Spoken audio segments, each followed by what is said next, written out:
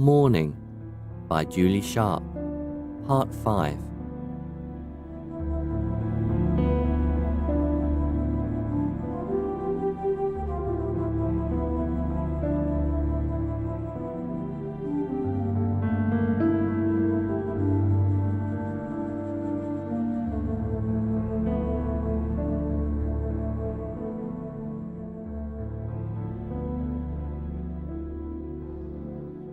I wasn't aware of the heat of the day, though I knew it was burning hot. The crowds were fat and thick and pushing and shouting, and no one would move. I saw myself walking, following the backs of the two brothers, holding James's robe, and once, when he almost lost me, holding John's hand. Things I would never have done. They were men, after all, though young enough to be my sons. But nothing mattered now but my son. For him, I could walk on and not faint. For him, I'd force myself forward, never be set back. Going on, going on. I know I pushed past people, not caring as one normally would, whether I was touching anyone, knocking anyone. It was a strange experience.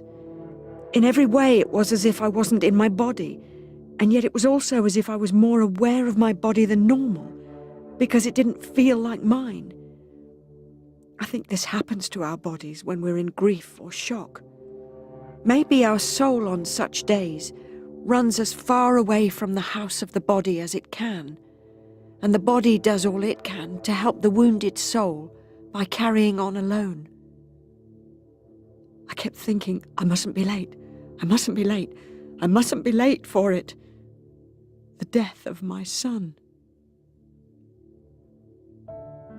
At last I got to the edge of the streets with buildings, and the space opened up. I saw that the prisoners and the guards parallel with me now were those I'd seen earlier. I recognized the boy they brought out before my boy. He looked scarce 16. I dropped back behind the crowds that lined the path as it wound upwards, and I scrabbled up the hillside, eventually coming out at the back of the area where the crosses were. I'd never been here on other days. Never been so close to those calculated deaths. There were crosses with men on already, stretching back down a path. Some dead, and some dying.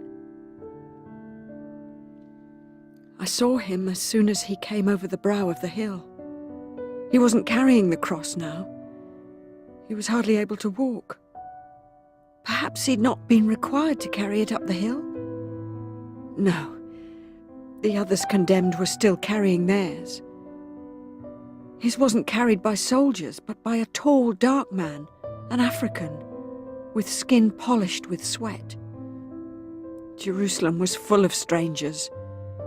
God's people wandered back to their wandering home at this time of Passover. The wood was laid down. All the men to be crucified were now at this place. Soldiers put the crosses down flat, and placing cross pieces across the top of the longer pieces of wood, they were hammering them into position. By me, the boy began a terrible crying. At every strike of the hammer on the wood, he cried out with a kind of torn scream, as if his flesh was already ripped. There was an odd silence in the crowd now. There was a dreadful stillness into which fell the blows of the nails into wood and the animal cries of the boy. Into the silence, another man yelled, "Shut your mouth!" and the cries became whimpers. Then it began. The two soldiers with Jesus weren't cruel in their actions. I think they'd walked with him from the guardhouse, and so they knew he was weak and had been beaten already, almost beyond bearing. No one wanted these prisoners to die before they were crucified. So perhaps the gentleness was cruel, I don't know. Perhaps because later he let them lie him down and didn't struggle, it looked like gentleness. They crossed his feet, put one over the other, One of the men held him there. There were 3 soldiers now. The 2 who had walked with him and who held him now, and the one who hammered. I think it was the older man who held his legs. A younger boy held him at the top. I suppose usually men fought, but he didn't. I'm telling this slowly, but it wasn't slow.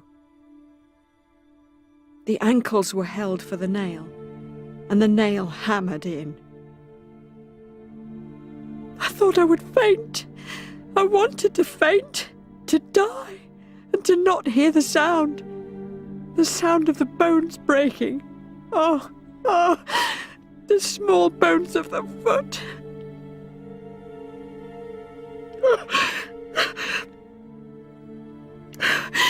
Each hand was taken, a palm at a time, and laid as flat as they could make it on the crossbar. Then the blows again. The nails seemed as long as knives, long enough to pass through his wrists and through the wood almost to the other side. And the blood was pouring now, bright scarlet, beautiful blood. Ropes were attached, and the earth at the base was quickly compacted with stones. And there were men calling out as they might do to raise the mast of a ship. John turned me away then. For those minutes I let myself not look, let myself be held. My head was against his body, against his breast, and he was holding me as tight as he could, and I felt his breaths through the cloth of his coat, and I could feel the sobs that came up from the depths of him, and I knew the pain and the nails and the blood and the ropes were in him too, as they were in me. And then John gave a great gasp, and I knew it meant they'd lifted Jesus up.